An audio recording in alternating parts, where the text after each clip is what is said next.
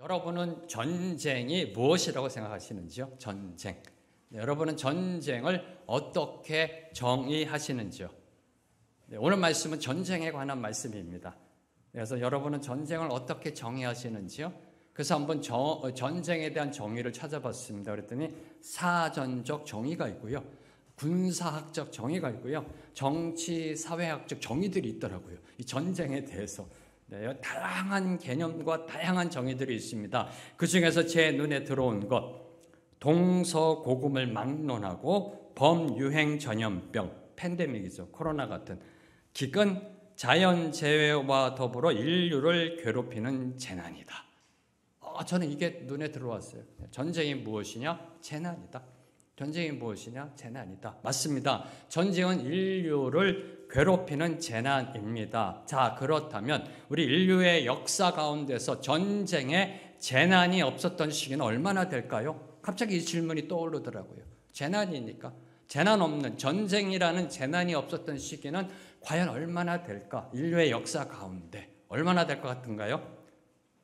20세기를 대표하는 문명사학자, 역사학자이자 철학자인 윌리엄 듀란트라는 분은요, 그 본인이 쓴 저서 역사의 교훈에서 이렇게 말하고 있습니다. 역사에 기록된 3421년 중 전쟁이 없었던 해는 268년, 즉 7.8%에 불과하다.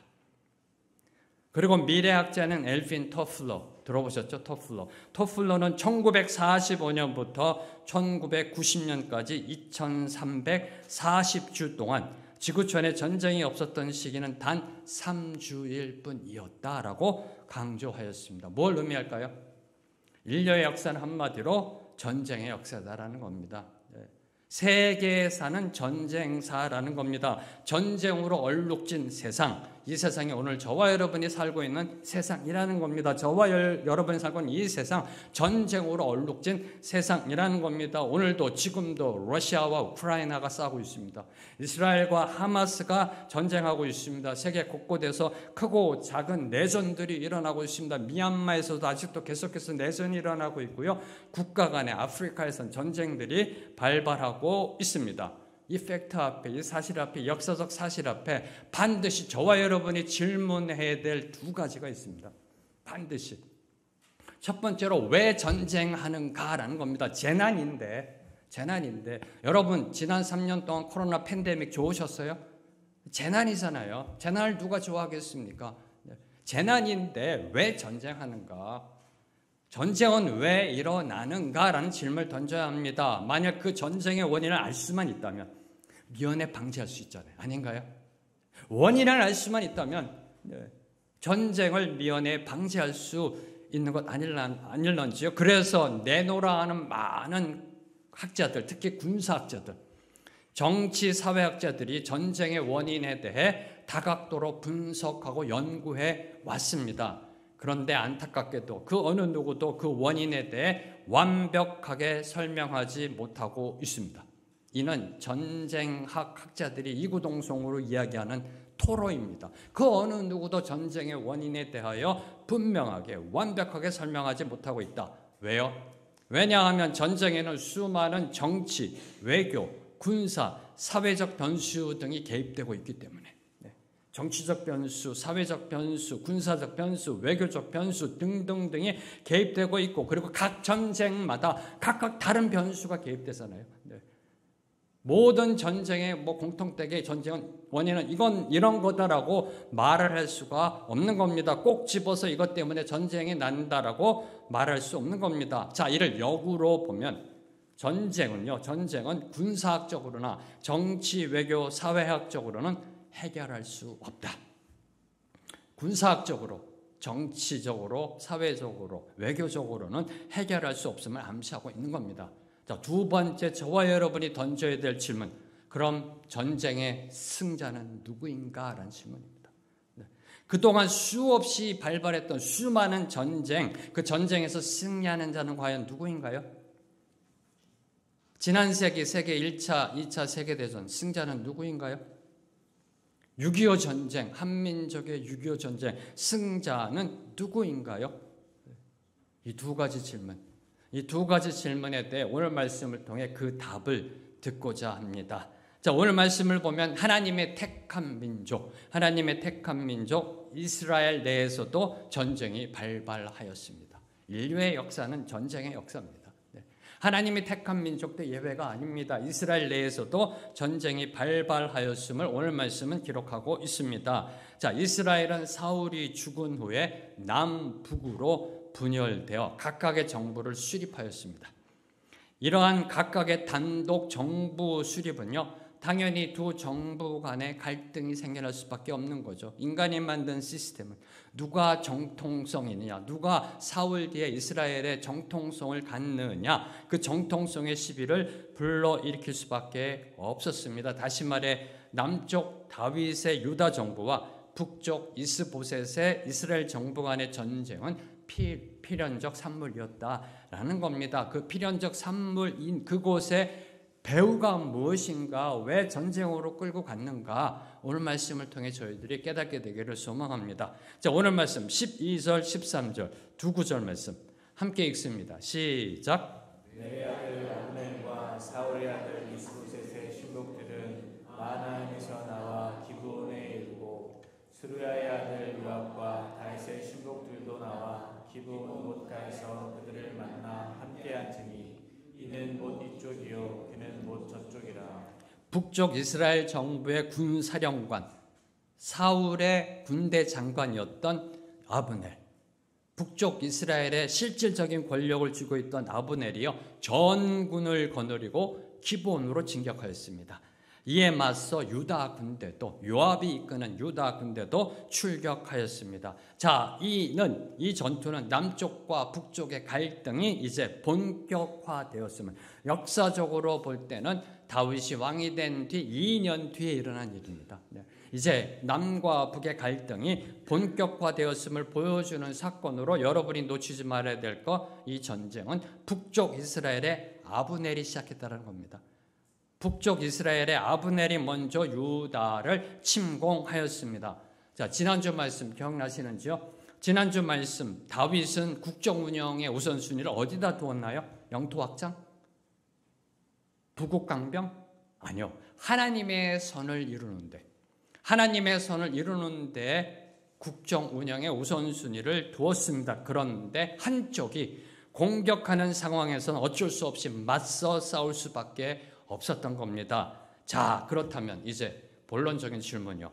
그렇다면 아브넬은 왜 유다를 침공하였는가? 전군을 이끌고 왜 남유다를 침공하였는가라는 질문입니다. 여러분은 왜 아브넬이 남유다를 침공하였다고 생각하시는지요?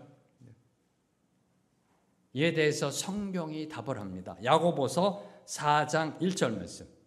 야고보서 4장 1절 말씀 함께 읽습니다. 시작. 너희 중에 싸움이 어디로부터 다툼이 어디로부터 나느냐? 너희 지체 중에서 싸우는 정욕으로부터 나는 것이 아니냐? 너희 중에 싸움이 있습니다. 그 싸움이 어디로부터 나느냐? 다툼이 어디로부터 나느냐? 너희 지체 중에 싸우는 정욕으로부터 나는 것이 아니냐라고 성경은 분명하게 선포하고 있습니다. 다툼과 싸움이 어디서 난다고요? 정욕으로부터 나온다.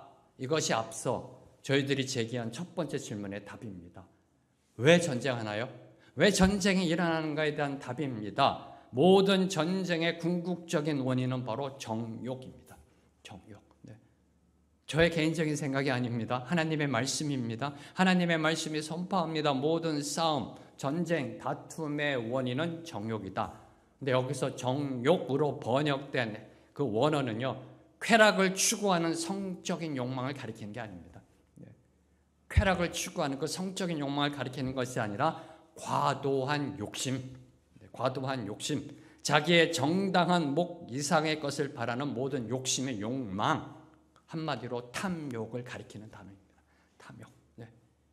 바로 이 탐욕이 모든 싸움과 다툼의 원인입니다. 욕심이 원인입니다. 욕심의 욕망이 전쟁과 다툼을 일으키게 된다라는 겁니다. 국가 간의 싸움질이건, 제가 많이 고민했습니다. 오늘 제목을 어떻게 정할까? 승자 없는 싸움, 승자 없는 전쟁. 근데 하나님이 그러시더라고요. 싸움질이라고 해. 싸움질. 하나님 보시기엔 다 싸움질인 겁니다. 네, 싸움질.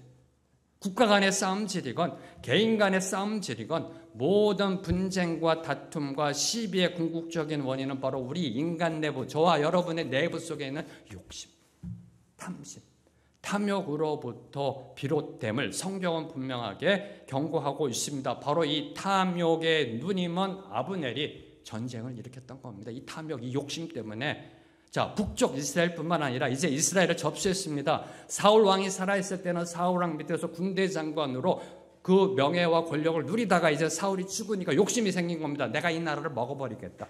이 나라를 먹어야 되겠다. 그래서 북쪽 이스라엘의 실권을 잡습니다. 이스보셋을 허수아비 왕으로 앉혀 놓습니다. 이제 그가 눈을 돌리는 곳 남쪽이라는 겁니다.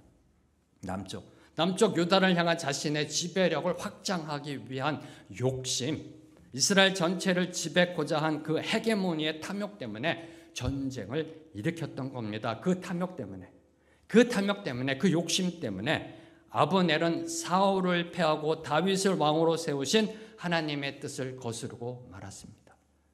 아브넬도 알고 있었습니다. 네, 이제 다음 주 말씀 여러분이 알고 싶으시면 3장을 한번 읽어보세요. 아브넬도 알고 있었습니다. 다윗은 하나님이 세우신 왕이다. 기름 부어 세우신 왕이다. 온 이스라엘 국민이 아는 사실입니다. 아브넬도 알고 있었습니다. 그 하나님의 뜻을 거슬렀습니다. 왜요? 욕심 때문에. 본인의 욕심 때문에. 내가 한번 이 나라를 접수하겠다라는, 실권자가 되겠다라는 그 욕심 때문에 하나님의 뜻을 거스르게 됐습니다. 뭐 때문에? 탐욕 때문에. 그 결과가 뭔가요? 요압에 의해 죽임을 당합니다. 요압에 의해 비참하게 죽임을 당하게 됩니다. 그래서 수상록을 쓴 프랑스의 사상가 몽테뉴는 이렇게 경고합니다. 탐욕은 일체를 다 얻고자 욕심을 내어 도리어 모든 것을 잃는다. 탐욕은 일체 모든 것을 다 얻고자 욕심을 내어 도리어 모든 것을 잃게 된다라고 경고하고 있습니다. 자, 그러면 어떻게 하면 이 탐욕을 다스릴 수 있을까? 이 질문을 던져야 되잖아요. 알았습니다. 모든 분쟁, 다툼, 시비, 전쟁의 궁극적 원인은 욕심입니다.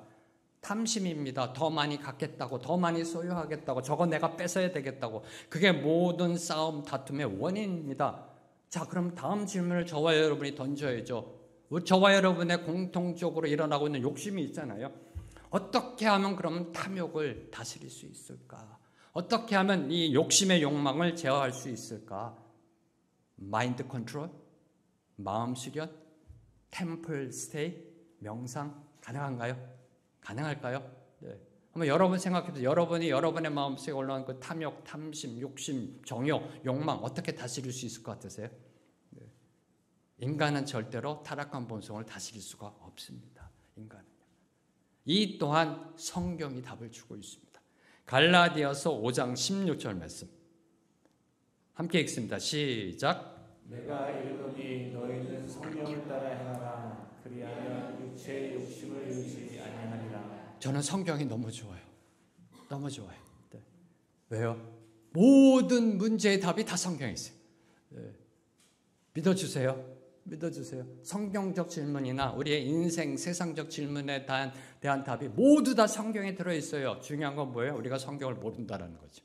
네. 답은 다 성경 안에 있습니다. 네. 내가 이르노니 너희는 성령을 따라 행하라. 그리하면 육체의 욕심을 이루지 아니하리라. 아멘. 할렐루야. 어떻게 우리가 육체의 욕심을 이루지 않을 수 있어요? 우리가 어떻게 욕심을 다스릴 수 있어요? 간단합니다. 성경을 따라 행하면 됩니다. 성경을 따라 행하면 됩니다. 우리가 인간 본성의 탐심, 욕심의 욕망을 다스리려면 성령의 인도하심을 따라가야 합니다. 다시 말해 성령의 인도하심, 성령의 이끄심은 우리 믿는 자들이 인생을 걸어가는 데 있어서 인도하는 이정표이자 우리가 나아갈 바, 올바른 나아갈 바를 결정짓는 방향타와 같은 겁니다. 이게 성령의 인도하심이라는 겁니다. 성령의 인도하심을 따라 가야 정답의 인생, 생명의 길, 진리의 길로 나아갈 수 있음을 성경은 저와 여러분에게 선포하고 있습니다. 그래서 우리 믿는 자들에게 반드시 필요한 것, 성령의 음성을 들을 수 있는 영적 귀, 성령의 손길을 볼 수 있는 영적 눈, 영의 귀가 열리고 영의 눈이 열려야 한다라는 겁니다. 그래서 올해 저희들이 주의 영은 주의 음성을 듣는다라는 그 은혜 안으로 들어가기를 소망하고 있는 겁니다. 듣고 보아야죠. 듣고 봐야죠. 그래야 성령의 인도하심을 따라갈 수 있는 거 아닐런지요. 성령을 따라 행하라. 어떻게 따라 행할 수 있습니까? 듣고 봐야죠. 듣고 봐야죠. 지금 여러분은 성령의 인도하심을 보고 듣고 계신지요? 아멘, 할렐루야. 네. 듣고 봐야 합니다. 듣고 봐야 합니다. 그래야 싸움질의 늪에 빠지지 않습니다. 왜요? 육체의 욕심을 다스리게 되니까. 육체의 욕심을 다스리지 못하면 분쟁, 다툼, 시비, 싸움으로 나가게 되어 있습니다. 싸움질의 늪에 빠지게 되는 거죠. 자, 다음으로 14절과 15절을 보면요. 유다와 이스라엘 군대는 각각의 진영에서 젊은 군사 12명씩 선발해 서로 1대1로 상대하게 하였습니다. 마치 스포츠 경기처럼. 마치 스포츠 경기처럼 선발된 대표만 싸우게 하고요. 뒤에서 응원하며 결과를 지켜본 겁니다. 대표 내에서 대표들이 싸우고요. 나머지 군사들은 뒤에서 환호하며 응원하며 그 싸움을 지켜본 겁니다. 그리고 16절을 보면요. 그 1대1 전투의 장면을 묘사하며 그 결과에 대해 24명의 청년 모두가 다 죽었다라고 보도합니다. 각기 상대방의 머리를 잡고 칼로 상대방의 옆구리를 찌르매 일제히 쓰러진지라. 그러므로 그곳을 헬갓 학수림이라 일컬었으며 기본에 있더라. 그곳을 헬갓 학수림. 무슨 뜻인가요? 헬갓 학수림. 그래서 제가 여기 있는 겁니다. 이 뜻은 날카로운 칼의 밭이란 뜻입니다. 24명이 청년들이 서로 머리를 붙잡고 옆구리를 칼로 찔러 다 같이 죽었습니다. 그러니까 날카로운 칼의 밭이 되었다는 겁니다. 그곳은 기본에 있는 그 지역을 헬갓 학수림이라고 불리게 되었다라고 강조하고 있습니다. 기억하십시오. 헬갓 학수림. 자, 여기서 먼저 주목하는 거 14절 말씀. 14절 말씀 함께 읽습니다. 시작. 아브넬이 요압에게 이르되 원하건대 청년들에게 일어나서 우리 앞에서 겨루게 하자. 요압이 이르되 일어나게 하자 하니. 아브넬이 먼저 남쪽 유다를 침공하였습니다. 그리고 먼저 요압에게 1대1 전투를 제안하고 있습니다. 청년들에게 일어나서 우리 앞에서 겨루게 하자. 청년들에게 일어나서 우리 앞에서 겨루게 하자. 저는 이 부분을 묵상하는 가운데 제일 먼저요. 그 청년 중에 우리 두 아들도 들어갈 수 있었을 것이라는 생각을 하니까 끔찍하더라고요.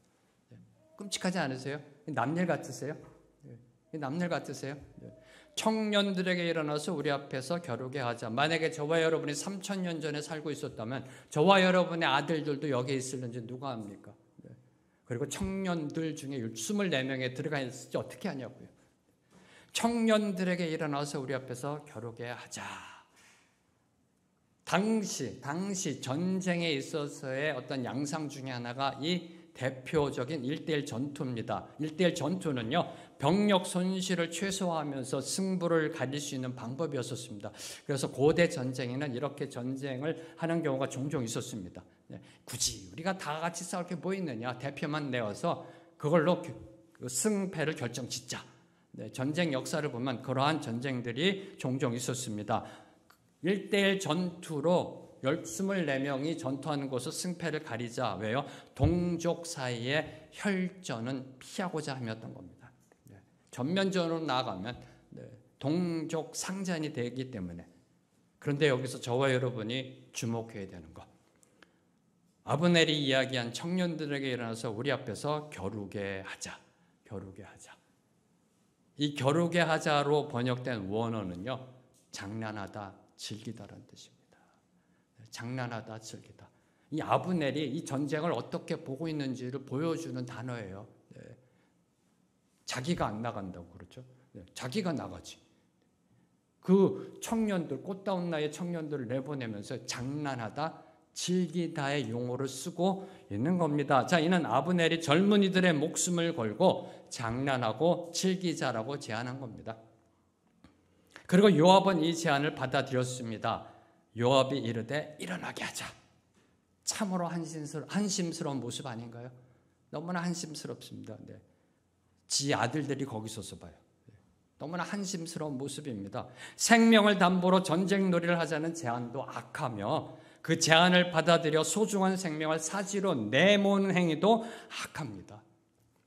이 아브넬과 요압은요, 꽃다운 젊은이들을 명분 없는 싸움질로 몰았습니다. 이게 탐욕으로 시작된 전쟁의 양상의 모습이라는 겁니다. 악은 악을 낳게 되고요. 생명을 걸고 싸우는 것을 마치 서바이벌 게임처럼 장난스럽게 여겼습니다. 혈기왕성한 젊은이들을 통해 내심 싸움을 즐기려 했던 겁니다. 왜요? 그 당시 그렇게 하니까 전쟁을 사회적 관습대로 그냥 즐긴 겁니다.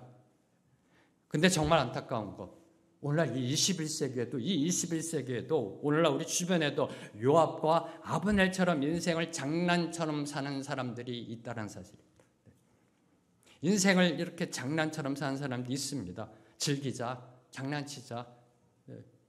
자, 삶의 목적이 오로지 자기 만족입니다. 내가 즐겨야 됩니다. 인생을 장난처럼 생각해요. 더 자극적인 걸 원합니다. 더 선정적인 재미와 욕망을 원합니다. 그러다가 빠지게 되는 것이 무엇인가요? 오늘날 사회 현상 일어나는 거, 마약, 알코올 중독, 섹스, 음란, 폭력 등의 쾌락으로 넘어가게 되는 겁니다. 사랑하는 성도 여러분, 기억하십시오. 성령을 따라 살지 않는 육신의 생각은 사망이다라고 성경은 선포하고 있습니다. 육신의 생각은 사망입니다. 육신의 생각은 하나님과 원수되게 합니다. 로마서 8장 6절에서 7절 말씀. 자, 이제 17절을 보면요, 1대1 전투에서 전면전으로 전투가 확대되었습니다.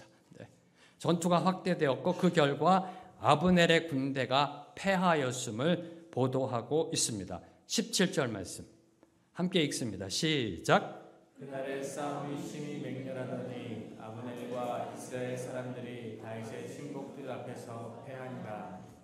여기서 주목해야 될 거, 놓치지 말아야 될 거, 아브넬과 요압은 본래 전면전을 할 생각이 없었다라는 사실입니다. 전면전할 생각이 없었습니다. 그들은 단지 대표를 선발하여 그들로 싸우게 함으로써 그 결과로 승부를 내고자 하였습니다. 그러나 양상은 그들의 뜻대로 되지 않았다라는 겁니다. 그들의 계획대로 되지 않았다라는 겁니다. 양쪽 진영에서 선발된 이 젊은이들은 서로의 머리를 잡고 상대방의 옆구리를 칼로 찌름으로써 모두 죽고 말았습니다. 이때 만약에 여러분이 그곳에 전장에 있던 군인이었다고 생각해 보세요. 군인이었다고 생각해 보세요. 서로 머리를 잡고 옆구리를 찌르고 다 같이 죽어 나아가는 그 모습을 보세요. 이는 양쪽 진영에 모두의 감정을 폭발시킨 겁니다. 피가 난무하는 24명의 젊은이들. 이 감정이 폭발시켜 결국 원치 않는 전면전이 발발하게 된 것입니다. 한마디로 아브넬과 요압 간에 작게 시작된 이 전투, 이 즐기려는 전투, 좀 장난치려는 전투가 동족 상잔의 비극, 서로 죽이고 죽는 살상의 비극으로 이어지게 된 겁니다. 근데 저는 이 부분을 묵상하면서 이런 결론을 내렸습니다. 큰 다툼이라고 해서 반드시 큰 문제 때문에 일어나진 않는다. 큰 다툼, 큰 전쟁, 큰 분쟁이라고 해서 반드시 큰 문제 때문에 일어나지는 않는다라는 겁니다. 작은 시비가 큰 분쟁을 초래하고요. 더 나아가 그 분쟁으로 인해 양편이 모두 엄청난 피해를 입게 된다라는 겁니다. 아브넬의 탐욕, 그 탐욕이 24명의 젊은이들의 목숨을 앗아갔고요. 그로 인하여 이 전면전이 지금 일어나게 된 겁니다. 사실 세계 전쟁사를 보면 저는 이 팩트 앞에 한번 전쟁사에 이렇게 한번 찾아봤는데요. 국가 간의 그 사소한 욕심의 감정 싸움, 국가 간의 욕심의 외교도 보면 서로 욕심입니다. 서로 안 내놓으려고 그러고 더 가지려고 하는 게 이 외교입니다. 손해 안 보려고 그러고 조금이라도 이익을 취하려고 하고 이 국가 간의 사소한 욕심의 감정 싸움이 전면전으로 비화된 일이 비일비재하더라고요. 세계 전쟁사를 보니까 심지어요. 축구 경기 가운데 관중들의 작은 난동, 서로 국가를 위하잖아요. 축구 경기 가운데 그 서로 다른 국적의 관중들의 그 작은 난동이 국가 간의 전쟁으로 이어진 경우도 있습니다. 1969년 엘살바도르와 온두라스 전쟁이 바로 그 전쟁입니다. 축구 전쟁이 이름 붙여져. 자, 그리고 우리의 일상을 한번 보겠습니다. 우리 일상을 보겠습니다. 사소한 주차 시비. 네. 사소한 주차 시비. 내가 손해 안 보겠다는 거 아니에요. 네. 그리고 층간소음. 어떤 결과로 나아가나요? 그래서 심심치 않게 TV 뉴스에 나오지 않나요? 네. 폭력, 살인으로까지 이어지고 있는 그러한 안타까운 사건들이 점점 많아지고 있습니다. 그래서 잠언 17장 14절은 오늘도 저와 여러분 우리를 향해 다음과 같이 권면하고 있습니다. 다투는 시작은 뚝에서 물이 새는 것 같은즉 싸움이 일어나기 전에 시비를 그칠 것이니라. 참으로 지혜로운 말씀입니다. 참으로 지혜로운 말씀입니다. 네. 만약에 아브넬이 그 마음속에 있었던 탐심을 내려놓았다면 오늘 말씀 속에 전면전으로 수많은 그 젊은이들이 죽어나가지는 않았을 텐데요. 자, 이제 18절부터는 상황이 바뀝니다. 18절부터는 다윗의 여동생 수루야의 세 아들 요압, 아빗의 아사헬 중 특히 아사헬에게 그 초점을 맞추고 있습니다. 먼저 18절에서 21절을 보면요. 도주하는 아브넬을 아사헬이 추격하는 내용이 기록되어져 있습니다. 아사헬은 요압의 동생으로 다윗의 30인 용사에 들었던 용사입니다. 다윗이 거느렸던 그 용사 30인 안에 들었던 서열이 30번 안에 들었던 용사 중에 용사입니다. 그는 특별히 오늘 말씀을 보면 들노루같이 빠른 발을 가지고 있었다라고 합니다. 정말 빠르게 달릴 수 있는. 그래서 그 빠른 발을 이용하여 아브넬을 추격하였습니다. 19절 보세요. 아브넬을 쫓아 달려가되 좌우로 치우치지 않고 아브넬의 뒤를 쫓으니. 또 21절 보세요. 아사헬이 그렇게 하기를 원하지 아니하고 그의 뒤를 쫓으매.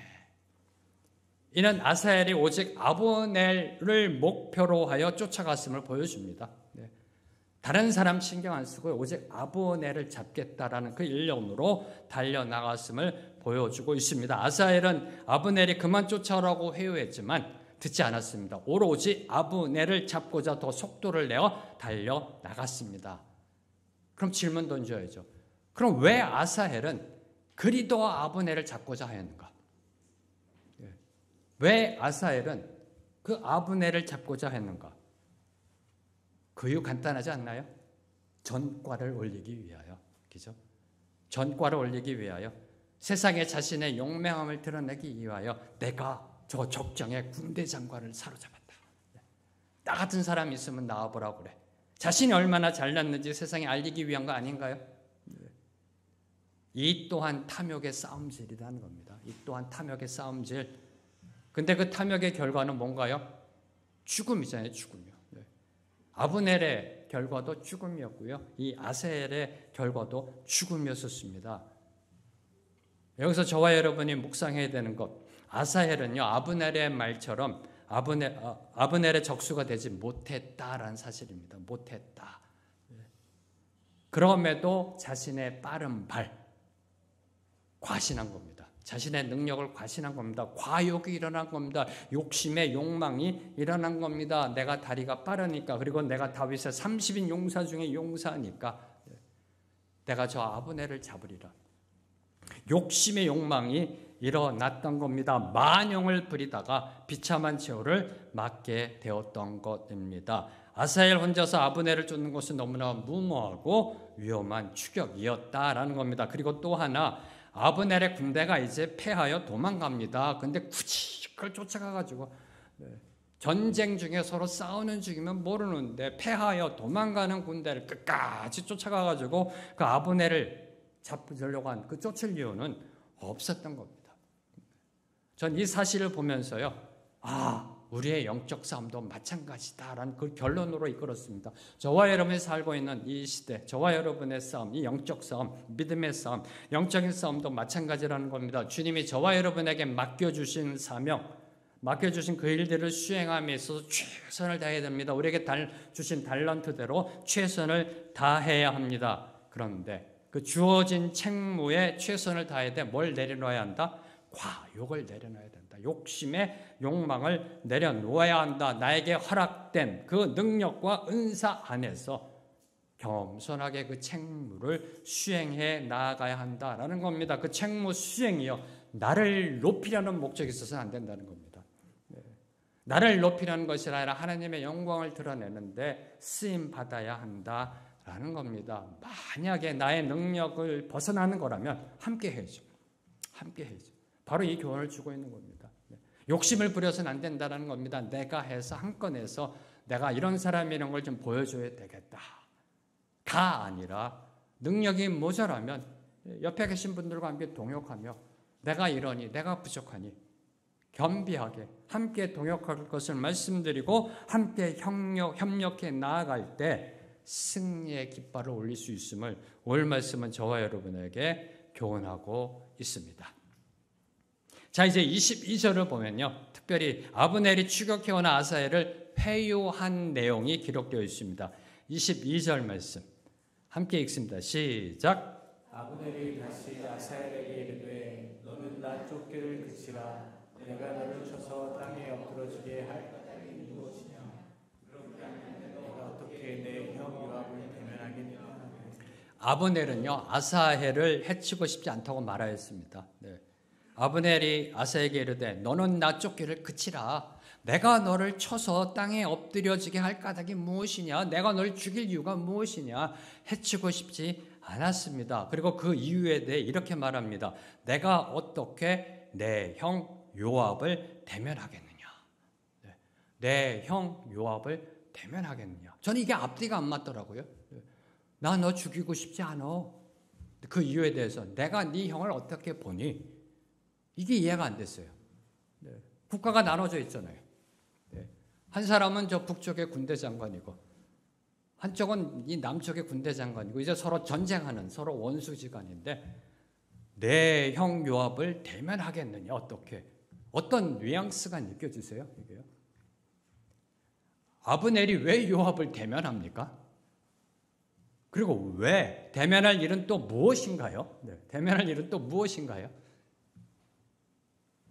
이 부분을 이야기해서는 아브넬이 어떤 사람인지 여러분이 이해하셔야 됩니다. 자, 아브넬은요, 이스라엘을 향한 하나님의 뜻보다는 알고 있었음에도 불구하고 뜻보다는 자신의 권력을 향해 나아갔던 사람입니다. 권력 지향주의자입니다. 사울의 아들 이스보셋을 허수아비 왕으로 세우고요, 이스라엘을 실질적으로 통치하며 이제 남쪽 유다까지 정복하려 했던 사람입니다. 그가 군사를 이끌고 와서 기브온에서 전쟁을 일으킨 것, 전투를 일으킨 것도 바로 그러한 이유 때문이었습니다. 그런데 기브온 전투에서 월등한 군사력 우위에도 불구하고 다윗의 군대에 크게 패하고 말았습니다.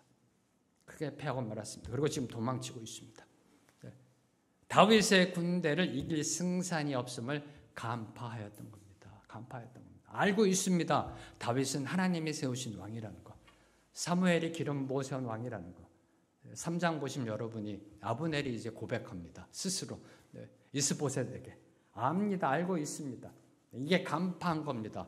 월등한 군사력으로도 유다 군대를 이기지 못했습니다.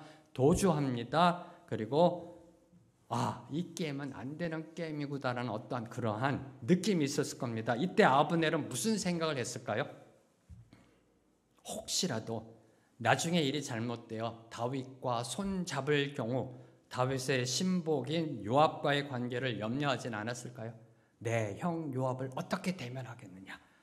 혹시라도 다윗 정부에서 한 자리라도 얻으려면 굳이 요압과 원수지간이 될 필요는 없다라고 생각하진 않았을런지요? 제가 너무 비약하나요? 너무 비약하고 있나요? 자, 실제로 아브넬은요, 사울 왕가가 몰락해가자 이제 다음 장 바로 3장입니다. 이스보셋을 배반합니다. 그 다윗을 찾아갑니다.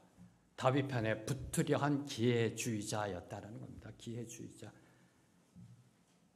자, 과거 블레셋과의 전쟁, 치열한 전쟁, 기브온에서 전쟁이 이루어졌습니다. 전쟁이 이루어질 때 사울 왕이 죽습니다. 수많은 이스라엘 군대가 죽습니다. 그의 아들 요나단도 죽습니다. 근데 군대 장관은 안 죽었어요. 이해가 되세요? 아브넬은 군대 장관이었다라니까요. 수많은 군대가 죽어갔습니다. 블레셋과 싸우다. 왕도 죽었습니다. 왕자도 죽었습니다. 근데 군대 장관은 살았어요. 그가 어떤 자인지를 보여주는 모습입니다. 철저한 기회주의자. 철저한 기회주의자였음을 지 혼자 살아남은 자, 전쟁에서. 그런 자였다라는 겁니다. 자, 이러한 사실로 볼 때 지금 아사헬을 회유하는 아브넬의 본심은 그를 진정 아끼는 마음이 아니었다라는 겁니다. 진정 그걸 아끼는 마음으로요. 내가 너를 왜 죽이니? 쫓아오지 마라. 너 그럼 죽는다. 그를 진정 아껴서 한 말이 아니라는 겁니다. 교묘하고 얍삭바른 지극히 이해 타산적인 모습이라는 겁니다. 그러니 블레셋과의 전쟁에서 살아남을 수 있었겠죠. 지극히 교묘한, 교활한, 얍삭바른 이해타산적인 모습이라는 겁니다. 이게 탐욕스러운 사람의 모습입니다. 탐욕. 왜 이 전쟁이 일어났어요? 아브넬의 탐욕. 북이스라엘을 접수하고 이제 남유다까지 자기 헤게모니 속에 눌려한 그 탐욕. 이 탐욕스러운 사람의 모습입니다. 탐욕스러운 사람은 이처럼 자신의 이해관계에 따라 조속 간의 그 마음이 변합니다. 그들은 항상 두 마음을 품고 있습니다. 그래야 자기가 생존할 수 있으니까. 두 마음을 품고 있습니다. 그래서 언제 어떻게 변할지 모릅니다. 그들에게는 진실함이 없습니다. 이 대목에서 저와 여러분이 잊지 말아야 할 것. 아브넬도 이스라엘 사람이었다. 이 사실입니다. 이게 두려운 겁니다. 아브넬도 이스라엘 사람이었다. 바알을 섬기던 이방인이 아니었었습니다. 불교를 믿는 우상숭배자가 아니었었습니다. 하나님을 예배하던, 하나님을 예배하고 하나님께 제사 드리던 사람이었다라는 겁니다. 오늘날로 말하면 교회 다니는 사람이었다라는 겁니다. 뭘 의미할까요? 나도 아브넬처럼 될 수도 있다. 나도 내 마음속에 일어나는 욕심을 다스리지 못하면 나도 아브넬처럼 될 수 있다라는 그러한 두려움의 엎드림이 있어야 될 줄로 믿습니다. 아브넬의 이야기는 남의 이야기가 아니라는 겁니다. 남의 이야기, 다른 나라의 이야기가 아니라 바로 나의 이야기가 될 수도 있고 바로 내 가정의 이야기, 내 교회의 이야기, 이 나라 이 민족의 이야기가 될 수도 있다라는 사실 앞에 두려움으로 무릎 꿇어야 한다는 겁니다. 자, 이제 마지막으로 23절을 보면요. 이제 도망치던 아브넬을 추격하던 아사헬이 아브넬의 창에 의해 죽임을 당하였습니다. 23절 그가 물러가기를 거절하며 아브넬이 창 뒤 끝으로 그의 배를 찌르니 창이 그의 등을 꿰뚫고 나간지라 곧 그곳에 엎드려서 죽음에 아사헬이 엎드려져 죽은 곳에 이르는 자마다 머물러 섰더라. 아브넬이 시작한 이 무모한 전쟁 놀이는 그저 놀이로 끝나지 않았습니다. 즐겨보자 한 이 전쟁, 겨루어보게 하자 한 이 전쟁, 욕심에 의하여 시작된 이 전쟁, 그저 놀이로 끝나지 않았습니다. 많은 희생이 뒤따랐습니다. 요압의 동생이자 다윗의 조카 아사헬의 죽음을 포함하여 양쪽 진영에서 많은 희생자가 나왔습니다. 모두 다 아브라함의 자손입니다. 모두 다 한민족입니다. 서로를 향해 칼을 겨누고 동족 상잔의 비극을 만들어냈습니다. 사랑하는 성도 여러분, 이 전투에서 누가 과연 승자인가요? 누가 승리자인가요? 동족끼리 칼을 겨누고 서로 죽이는 전쟁에서 누가 승자인가요? 요압의 군대? 그래서 오늘 말씀은요, 요압의 군대가 승리하였다라고 이야기하지 않습니다. 아브넬의 군대가 패했다라고 기록하고 있습니다. 자기 백성들, 자기 동료들을 칼로 죽이고 얻은 자리가 과연 승리자의 자리라고 할 수 있을런지요? 믿음과 신앙을 위한 싸움이라면 모르겠어요. 믿음의 싸움, 선한 싸움이라면 모르겠지만 더 많이 갖겠다고, 더 많이 소유하겠다고, 손해 안 보겠다라고, 더 많은 이익을 추구하겠다는 그 탐욕의 싸움질은 결코 용납돼서는 안 된다라는 사실을 오늘 말씀이 그리고 우리 인류의 역사가 저와 여러분에게 교훈하고 있습니다. 오늘 말씀을 맺겠습니다. 아브넬과 요압 사이의 전쟁 놀이는 지금도 세계 곳곳에서 일어나고 있습니다. 이게 안타까운 겁니다. 아브넬과 요압의 전쟁 놀이는 지금도 진행형이라는 겁니다. 나라 간의 전쟁으로, 나라 안의 내전으로, 그리고 공동체 안에서 알량한 자존심 싸움으로 더 많이 갖겠다라고 싸움질하고 있습니다. 기억하십시오. 전쟁은 승리로 끝나지 않는다. 전쟁은 승리로 끝나지 않는다. 전멸로 끝날 뿐이다. 전쟁에는 승자는 없고 모두 패배자일 뿐이다. 오늘 말씀 속 제가 아까 기억하셔라 했던 그 지명, 헬갓 학수림, 날카로운 칼의 밭, 헬갈 학수림이 우리 안에 있는 욕심의 싸움질의 결말임을 잊지 말아야 한다는 겁니다. 우리 안에 있는 욕심으로 인하여 이루어지는 싸움질의 결말은 헬갈 학수림. 진정한 싸움은요, 내 안에서 이루어져야 됩니다. 진정한 싸움은 내 안에서 이루어져야 됩니다. 언제 어떻게 어디서 어디로 어떻게 튈지 모르는 나의 욕심. 아세요? 전 모릅니다. 언제 어떻게 갑자기 내 욕심이 튀어나올지 모릅니다. 나의 탐욕, 욕심의 욕망을 대결하여 승리하지 못한다면, 내가 나의 욕심을 다스리지 못한다면 그 어떤 다른 싸움에서 승리를 거머쥐어도 하나님이 인정하시는 승리자의 전당에 들어갈 수가 없습니다. 나의 정욕부터, 나의 욕심부터 다스리어 승리하는, 그리하여 믿음의 선한 싸움을 이어가는 저와 여러분의 되길 주님의 이름으로 축원합니다. 이제 함께 찬양함으로 나아갑니다. 이 말씀을 묵상하면서 계속해서 처음 시작 때부터 생각났던 찬송가가 있습니다. 우리 윗 선배 세대가 많이 불렀던, 부흥회 때 많이 불렀던 찬양입니다. 우리들이 싸울 것은 혈기 아니요. 함께 찬양하며 나아갑니다.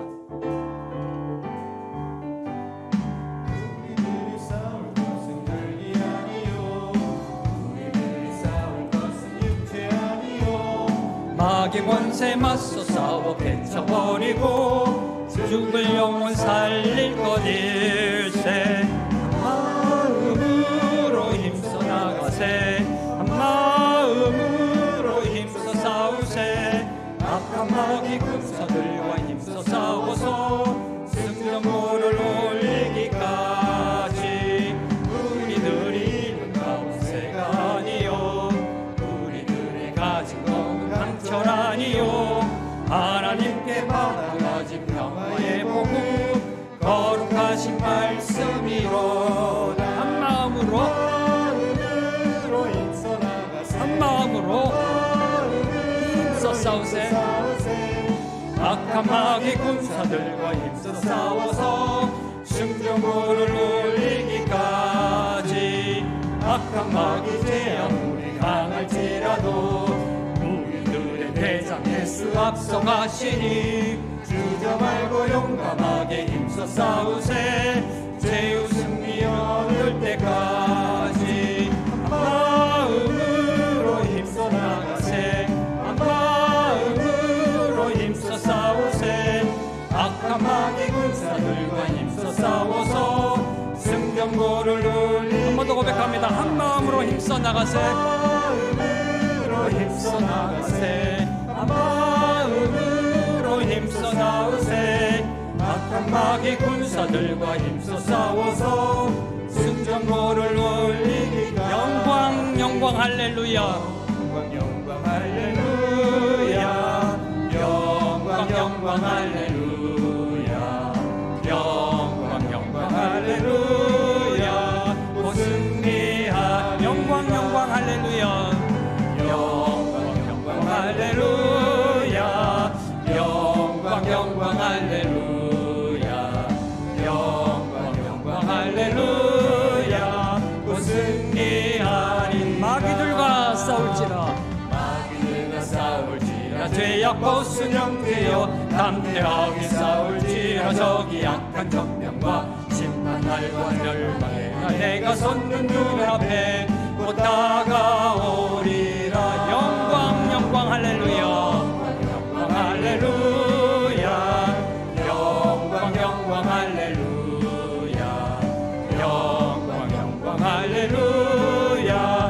승리하. 3절 부르시겠습니다. 마귀들과 싸울지라 죄악 벗은 형태의 구주 예수 그리스도 나를 걸리고 너를 도와주시려고 서서 기다리시니 너서 나오라. 영광 영광 할렐루야. 영광 영광 할렐루야. 영광 영광 할렐루야. 곧 승리하리라. 영광 영광 할렐루야. 영광 영광 할렐루야. 영광 영광 할렐루야. 영광 영광 할렐루야. 곧 승리하리라. 하나님 아버지 감사합니다. 우리의 모든 싸움의 결말이 영광 영광 할렐루야가 되게 하여 주시옵소서. 우리의 믿음의 선한 싸움으로 오직 주께 영광 올려드려지는 우리의 인생이 되기를 소망합니다. 우리 안에 있는 모든 욕심의 욕망, 탐심, 탐욕 다스리게 하시고 성령을 따라 행하여 하나님이 우리에게 보여주신 그 십자가의 길 멋있게 주님을 따라가며 승리의 삶을 온 눈에 펼쳐 보이는 우리 모두가 되게 하여 주시옵소서. 예수님의 이름으로 기도합니다. 아멘.